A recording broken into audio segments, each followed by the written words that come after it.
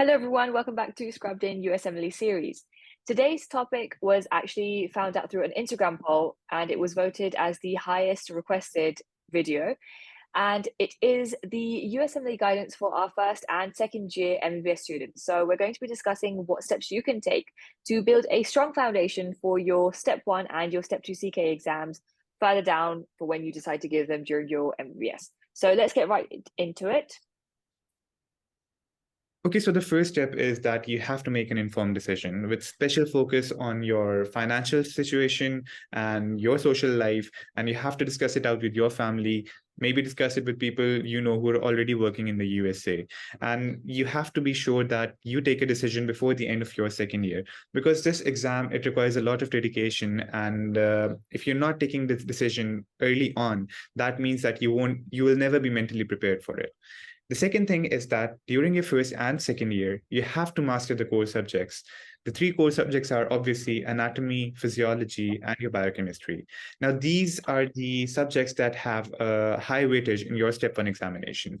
It is important that you master them, not only cram them, but also you have to clinically correlate them. The USMLE Step 1 exam never asks you for your crammed facts.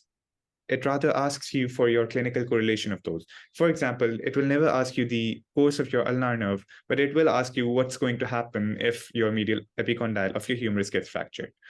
The third thing is that you have to make sure that you're not stressing it early on.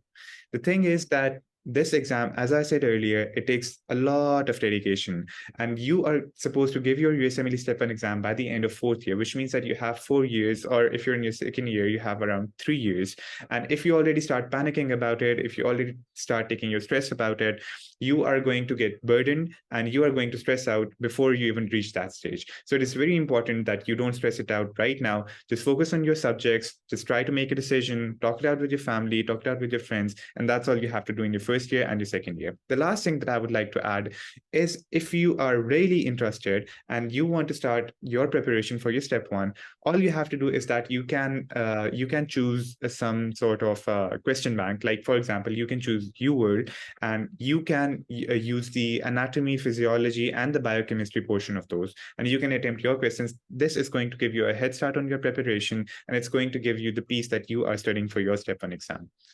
Okay, so apologies everyone. We had to cut the video due to some technical errors. And now let's continue with the individual subjects, what you're supposed to do in your first and second year with the individual subjects. Ermine, if you could tell them about anatomy now. Okay, so first of all, we're going to be discussing what you can do as a first and second year student for when you're studying anatomy and how that will help you with your Step 1 preparation. Okay, so for anatomy, you need to remember that the basic sort of formula you want to follow is do not cram, but you want to build on your understanding, because anatomy is a very important subject which you have to be very confident with by the end of second year, as you won't be reviewing it again anytime soon, and it's going to be forming it's going to be accompanying you for the rest of your medical career. So the first point that I want to make is do not cram anatomy.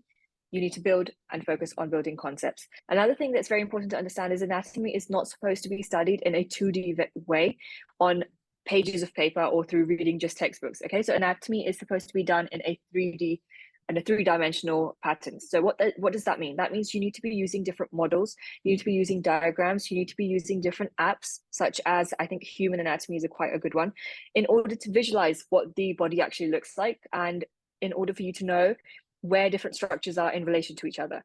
Okay, so that's another recommendation that I would make, is that you need to be using models, you need to be using apps, and you need to be using diagrams, okay, to study anatomy. Right. Another important thing is an atlas. So please get yourself a good atlas. One that we used was the Netter Atlas. So I'm just going to write that here. And this was quite good in, again, visualizing the various structures, seeing where they were in relation to other structures. And please do get a colored atlas. You don't want to be studying from a black and white one. Okay, so that's that for now. Right, the next point that I want to make is now moving on to your textbooks. What textbooks can you use? So please remember that you want to be studying from a textbook which has a good clinical correlation. So you want to expose yourself to clinical scenarios. You want to be able to actually implement the things that you are studying. So something such as Snell's is a textbook which has a very good clinical correlation, and you will make yourself more comfortable with clinical scenarios if you're studying from this. I know the most famous and the most recognized textbook by most students is BD, and I will not say anything against it because I know it's a good textbook. I have used it myself as well. But the thing with BD is that it's a very good revision textbook, and it's a good textbook that helps you memorize things, but it's not that great at helping you understand. So I would not recommend you start with BD as your initial or your first textbook for studying anatomy, because it's very, very confusing in order to build that concept.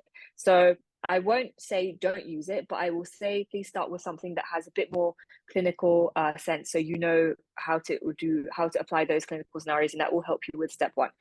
Okay, so that is that for anatomy. Let me just think, have I missed anything? Not really. I would just like to emphasize this fact again, that try visualizing things. Just don't keep on cramming those things.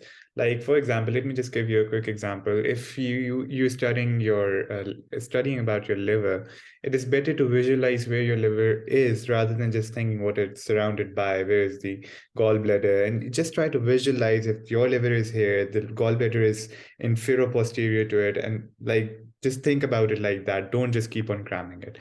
And another thing that I just want to add is that when you are doing this, how will that help you with step one? It's that no one is going to ask you, now the hepatic artery has been severed, what's going to be your solution? Nothing like that's going to happen.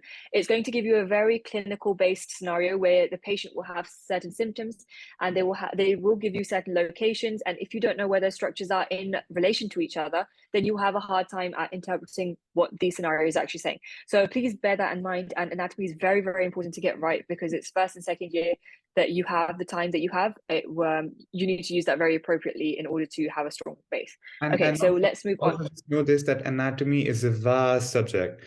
It is never possible to do all of anatomy altogether.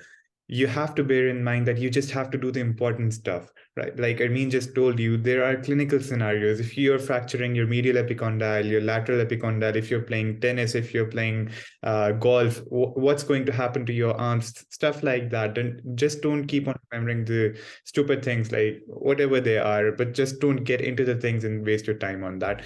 Let's move on to biochemistry. I think, I mean, it's pretty obvious now.